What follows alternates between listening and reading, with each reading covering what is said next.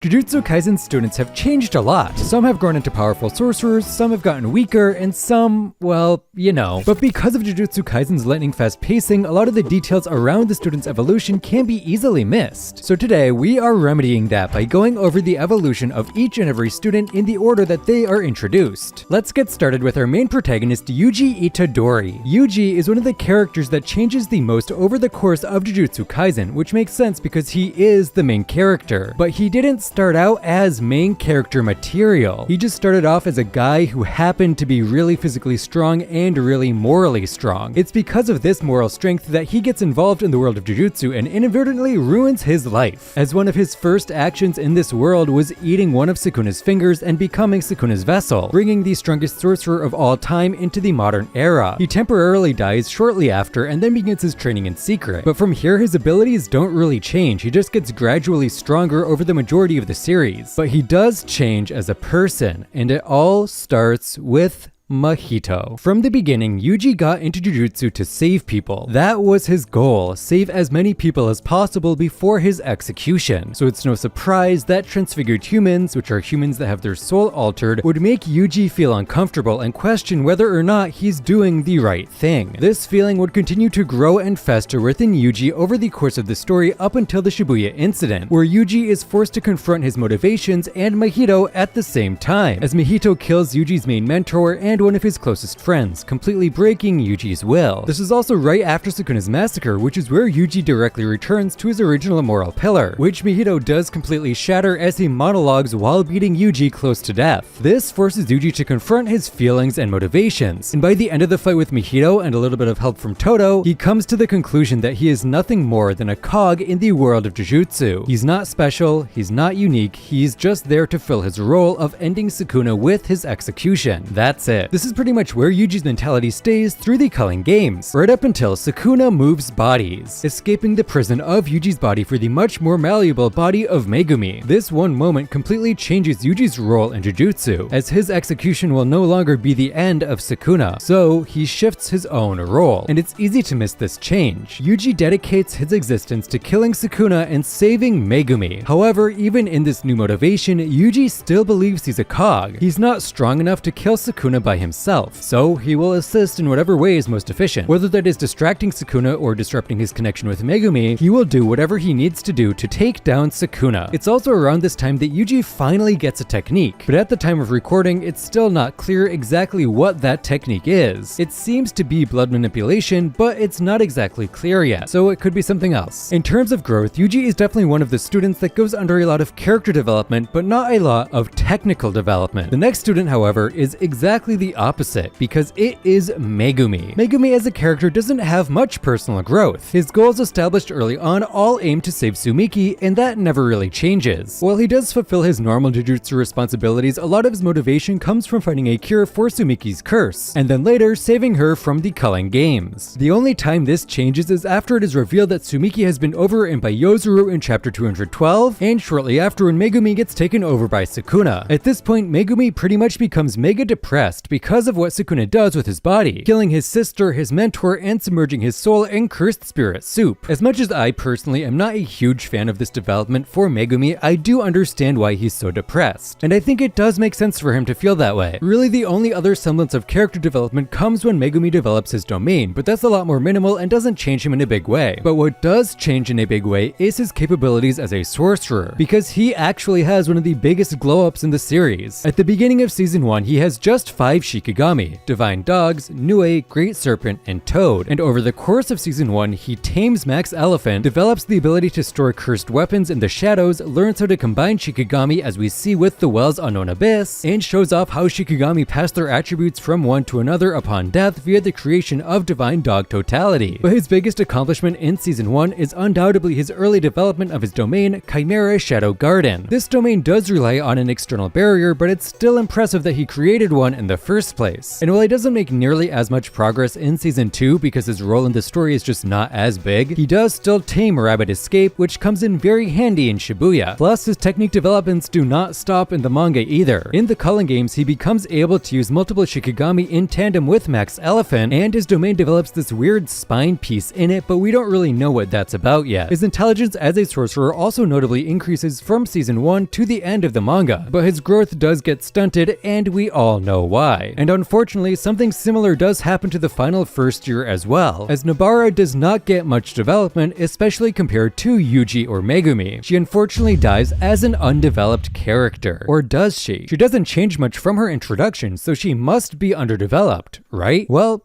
no. Nobara is a static character, which is basically a character that is introduced to the story as a finished character. Think Levi from Attack on Titan. She is a full-fledged, multifaceted character, but she doesn't really progress beyond dying and landing a black flash. And since progress is what we're focusing on in this video, we're gonna move on to some of the second years, as they are the next group of people we are introduced to. Let's get started with Maki. Maki is not unlike Megumi. She doesn't change very much as a character, but she does change via her heavenly restriction. From the beginning, she is headstrong, set on running the Zen'in clan one day and claiming her spot at the top despite her heavenly restriction, and that's kind of what she does. When she returns to the Zen'in clan headquarters, it becomes very clear that they are all on bad terms, with all of them seeing Maki as nothing more than just trash. But that doesn't last very long, as after confronting her father and Mai's death, Maki comes back much stronger than anyone in the Zen'in clan, becoming a demonic fighter equal in strength to Toji Zen'in. The massacre of the Zen'in clan is one of the few turning points in Maki as a character. Prior to this, she seemed to have no interest in killing humans. And to be honest, I'm not sure she had interest in it here either. It's more of a showing of her dedication to Mai, who told her to burn it all to the ground in exchange for her sacrifice. Don't get me wrong, I don't think Maki had any respect for anyone in the Zen'in clan and probably hated all of them, but I also don't think she would have killed them if Mai hadn't asked her to. From here, Maki's character remains pretty static, but she does still grow a lot in terms of power. The next time we see Maki, she once again gets significantly stronger after throwing 10,000 bouts of sumo in Sakurajima. This gives her increased perception of the world around her, giving her the unique ability to see Sukuna's curse technique and making her truly equal to Toji. And believe it or not, it doesn't stop there, I think. There is one more potential power-up that she gets, as a number of other Jujutsu Kaisen students are far stronger when they face Sukuna in the most recent battle. Considering Maki can kind of keep up with Sukuna, I think she is stronger than she was in Sakurajima, meaning she likely underwent the same process as the rest of the students and has truly surpassed Toji at this point. She still got kind of thrashed by Sukuna though, so before you have too much time to think about it, let's move on to Inumaki. Inumaki has a pretty unfortunate character arc. He starts off strong, being the best of the first year sorcerers when Yuta shows up, and throughout Jujutsu Kaisen 0, that kind of keeps up. He's stronger than Yuta in the mall and even lands a pretty solid hit on Geto, which only Yuta was able to do at that point. But from here, cracks start to appear. Even as soon as the Goodwill event, it's made pretty clear that his technique is not all that good and that he doesn't really excel at anything. His speech barely does anything against a cursed spirit like Hanami, and even the Kyoto students can defend against it by covering their ears with cursed energy. He ends up doing next to nothing for this arc, and then during Shibuya, it only gets worse, as it becomes clear that he is even more outclassed than it originally appeared. Oh, and he also loses an arm here. Inumaki falling behind is made even more obvious by all the other protagonists around him getting a lot stronger at the same time. In fact, between losing his arm and Maki getting a power-up, he's gone from the strongest of his class to the weakest, and it's not really close. It's pretty sad if we're being honest. Like, not only have all of his friends completely outclassed him, but he can't even live a normal life if he wants to, because his curse technique will impede his ability to do literally anything. He truly has one of the most unfortunate arcs in Jujutsu Kaisen that doesn't end in death. He makes no progress with his curse technique, no new workarounds, no reverse curse technique, just the same old shit, and it's not even good shit. But lucky for Inumaki, not all of his friends stay strong forever. Panda is an example of one who doesn't. He's also weird from a character progression point of view. He doesn't change much, but he does grieve a lot. For a panda that isn't even real, he sure does suffer. He lost his father, and then he lost his siblings, and then he got written out of the story. Granted, if he didn't get written out of the story, he would probably die, so maybe it's kind of a blessing in disguise that he has lost so much. But not all the weaker characters have zero development. One that does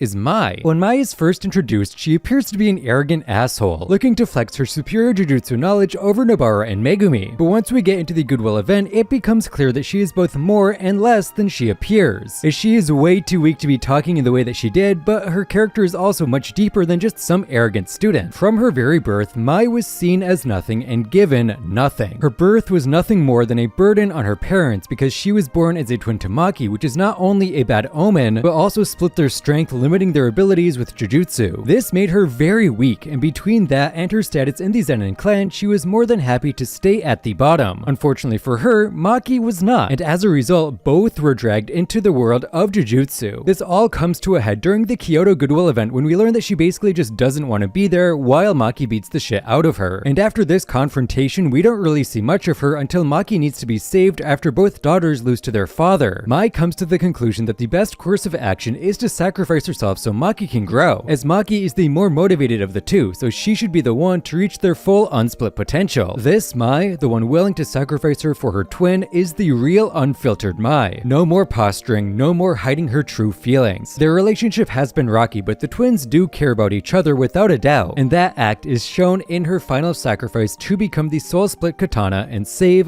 Maki. Unfortunately, not all the Kyoto students have this level of growth. Some are extremely static. Take, for instance, Toto, who is pretty much the same character all the way through, a confident, powerful sorcerer with an IQ through the roof. That never changes from the second he is introduced to the second he disappears. Really, the only thing that does change is him losing his hand and gaining a brother. Most of the Kyoto students are like this, but there are still two more that have pretty unique progression, and one of them is Kamo. Kamo falls more into the Yuji group, where his jujutsu doesn't really change, but as a character, he 100% does. When first introduced with the Kyoto squad, Kamo comes off as a prissy, stuck-up traditionalist as the next head of the Kamo clan. It's clear that he's trying to fit the role of the head and be a leader in preparation for when he's a major figure in Jujutsu society. Unfortunately, that never happens, as Kenjaku takes control of the Kamo clan shortly after the Shibuya incident. This single action is both a blessing and a curse for Kamo. On one hand, it does mean that all of his preparation up to this point was unimportant, and his status within the world of Jujutsu is now completely irrelevant. But on the other hand, this gives him the opportunity to focus on what he really cares about, which is protecting his family. And that's exactly what he does as he flees overseas with them in order to protect them from Sukuna and the merger. I think this second version of Kamo was the true Kamo all along, and what we see in season more was more of an act that he felt he needed to put on because of his position. Oh yeah, he also gets a much better haircut in the Sakurajima colony. Speaking of dope haircuts, next we have Miwa, who doesn't change all that much. That's because we don't really see her, like, at all, but she does have one development. After Mechamaru's death, when Miwa is feeling particularly emotional, she makes a binding vow to never swing her katana again in exchange for putting her all into it. This slash did absolutely nothing to Kenjaku, which is so disrespectful to Miwa, especially since her binding vow is true and she can never swing her katana again, which does make me wonder why exactly she was in the Sendai colony. Anyway, now we have the person who made Miwa seal the binding vow, Mechamaru, who actually has some of the most interesting character progression in the show. He starts off as an antagonist, but not because he's evil, but because the Kyoto students are antagonizing Yuji and the gang. This is the textbook definition of an antagonist, but he seems to really antagonize them. Like, this dude was just straight up rude to Panda. This was 100% out of jealousy, as Mechamaru sees Panda, a cursed corpse, walking around and bonding with his friends, all while Mechamaru has to stay distant in his little tub of suspicious fluid. From the get-go, it's clear that Mechamaru wants out of his body and wants to live like a normal person. I mean, even Maki with her heavenly restriction at least gets a somewhat normal life compared to what Mechamaru is going through. This leads him to make a questionable decision, making a binding vow with Mahito, trading secrets of Jujutsu Tech Tokyo for Mahito to remove his restriction. This is of course done so he can double-cross Mahito, meet up with his friends, and warn everyone about the plan to steal Gojo, and while this plan does end up getting him killed, it is unique how his character interpretation is the most charitable at the end after starting so abysmal. From an ability point of view, all that changes is he reveals his absolute mode, which is insanely powerful, and his capabilities like Simple Domain, which are somewhat effective against even Mahito. The last Kyoto student we are introduced to in the Goodwill event is Momo, and she is yet another character that does not get any growth whatsoever. The character she is in her conversation with Nobara is the same as her last appearance after the Zen'in clan massacre. Since we haven't seen her in like 100 chapters, let's just move on to the only student introduced in the Shibuya incident, Arata. Arata is another nobody. He shows up, literally just to use his mediocre healing technique on Yuji, and hasn't been seen since. It's Is he alive? Did he get killed in Shibuya? We'll probably never know because he's just not really around anymore. Now we come to the final student with a ton of development.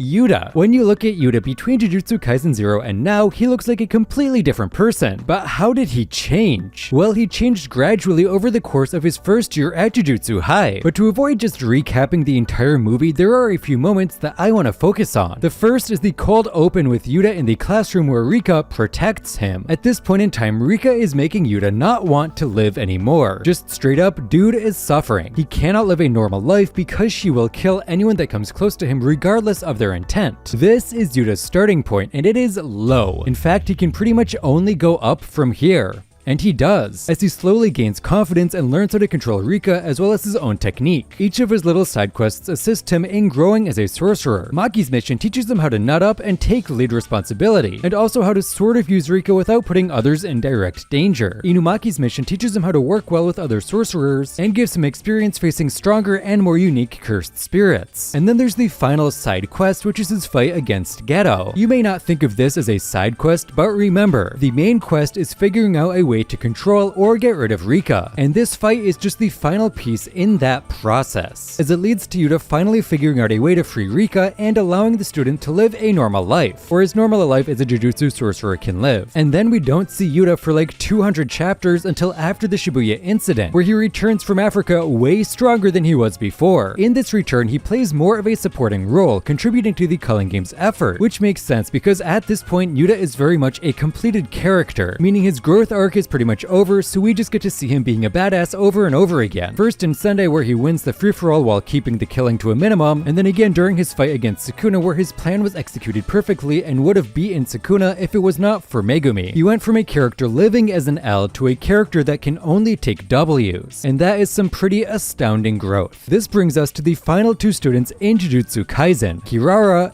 and Hakari. And to be honest, neither of them really have any growth at all, as they are both introduced pretty late into the story. Kirara especially has had almost zero screen time and as such can't really have any growth, similar to Arata. Hakari has had some screen time, but we haven't really seen him change much besides regrowing his arm. We do see Hakari reveal more of his personality over time, and it seems like he is a bit softer than it was originally implicated, but besides that, he's just as crazy as he's always been. And that's all the students. If you enjoyed this video, please be sure to subscribe. Thank you so much for watching, and I'll see you again soon for the next video.